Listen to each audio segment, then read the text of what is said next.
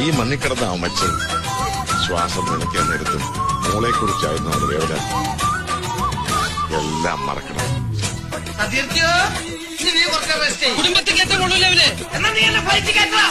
ഇപ്പൊ പഴയതുപോലെ ഒന്നല്ല, ഇഷ്ടം പോലെ പണിയാ.